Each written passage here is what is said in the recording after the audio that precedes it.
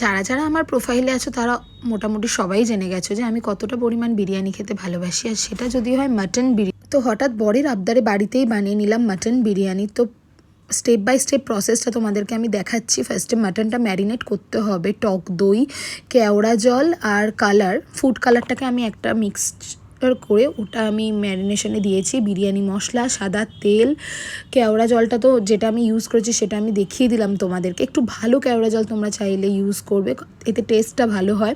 আদা রসুন বাটা, তো এগুলো দিয়ে ম্যারিনেট করতে হবে। আর একটু নুন, ভালো করে ম্যারিনেশন করে প্রায় যতক্ষণ তোমরা পারবে ম্যারিনেশনটা করে রাখবে, বিকজ মাংসের ভিতরে মশলাটা ঢোকা খুব ইম্পর্টেন্ট।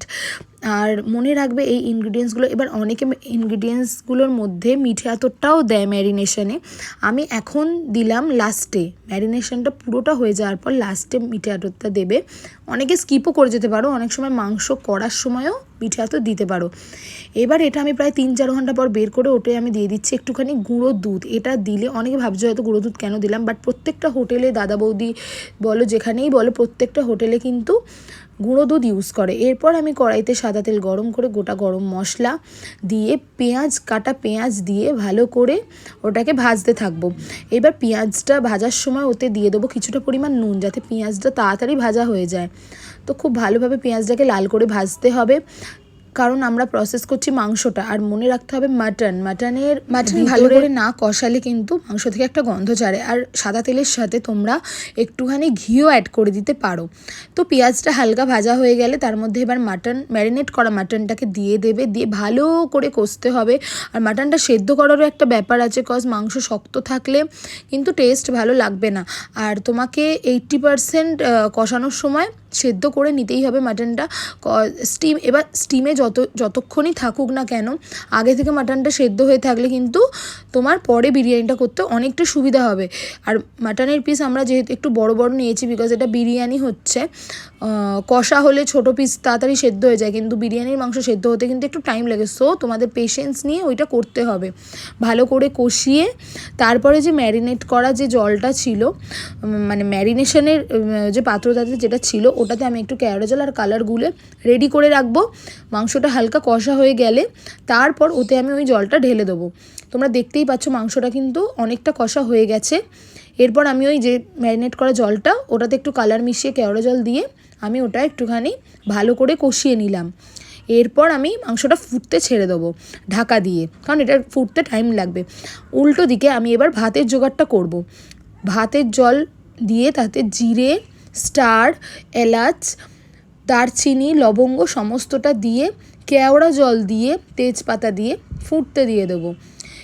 আর মনে রাখবে একটু সাদা তেল দেবে, কজ সাদা তেল দিলে চালগুলো না অনেক গায়ে গায়ে অনেক সময় লেগে যায়, সেটা হবে না।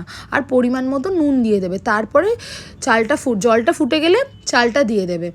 দেখছো এখানে আমি চালটা দিয়ে দিয়েছি। আর অন্যদিকে আমার মাংসটা পুরো সেদ্ধ হয়ে রেডি হয়ে গেছে। এই দেখো পুরো সেদ্ধ হয়ে রেডি হয়ে গেছে। এবার আমি করব লেয়ারিংটা, যেটা হচ্ছে মেন। ফার্স্টে হাঁড়িতে একটুখানি ঘি মাখিয়ে নেবে। এতে কি হয় বলো তো, তোমার নিচে না মাংস বলো চাল বলো ওগুলো আটকে যাবে না। এটা কিন্তু কালকে আমি যে বিরিয়ানিটা বানিয়েছিলাম একটুও নিচে বিরিয়ানিটা আটকে যায়নি। আচ্ছা, তেজপাতাটা দিয়ে, যেহেতু এটা মাটনটা একদম লাস্টে দিতে হবে। চিকেন হলে কিন্তু আমি চিকেনটা একদম লেয়ারিংয়ের ফার্স্টে দিই, কিন্তু যেহেতু এটা মাটন সেই জন্য আমি একদম নিচে দিচ্ছি। আর ঘিটা দেওয়ার কারণ যাতে নিচে মাটনগুলো আটকে না যায়। এরপর দিয়ে দেবো ভাত। পরপর স্টেপ বাই স্টেপ করতে হবে। ভাতটা দেওয়ার পরে আমরা দিয়ে দেবো নুন, বিরিয়ানি মশলা, কেওড়া জলের সাথে ফুড কালার মেশানো ছিল ওইটা, আর গুঁড়ো দুধটা মাস্ট দিতেই হবে। আর দিয়ে দেবো পরিমাণ মতো ঘি। আর ভাতে তো নুন দেবেই। আর হচ্ছে ওই মাটনের যে গ্রেভিটা দেখো, আমি স্টেপ বাই স্টেপ পুরোপুরি তোমাদেরকে দেখাচ্ছি যাতে তোমাদের বুঝতে সুবিধা হয়। তোমরা যেরকম যে ঘি খাও সেই রকমই ঘিয়ের পরিমাণ দেবে। আর এই গ্রেভিটা দিলে টেস্টটা খুব ভালো হয়। এরপর তোমরা আলু, ডিম যেরকম তোমরা অ্যারেঞ্জ করবে, ডিম নাও দিতে পারো, স্কিপ করতে পারো। ডিম আমি দিয়েছিলাম। তো দিয়ে এইভাবে লেয়ারিংটা করতে হবে, লেয়ারিং মাস্ট। আর মনে রাখবে এই লেয়ারিংয়ের মাঝখানে কিন্তু মিঠে আতর অনেকে দেয়, বাট আমি দিইনি। আমি একদম ওপরে দেবো, একদম ফার্স্টে দিয়ে দেবো। ফার্স্ট লেয়ারিংয়ে আমি অনেক সময় দিই, বাট আজকে দিইনি।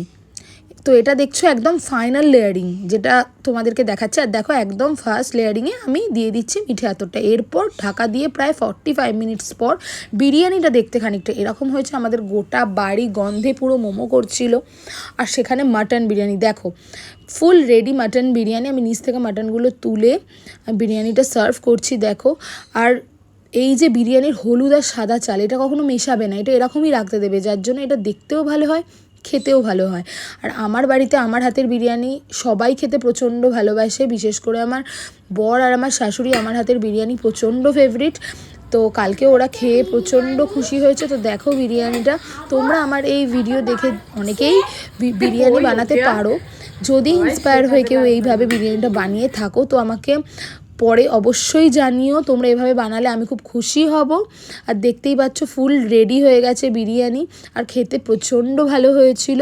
তোমরা কিভাবে বিরিয়ানি বানাও সেটাও কমেন্ট বক্সে আমাকে শেয়ার করতে পারো। Still then tata.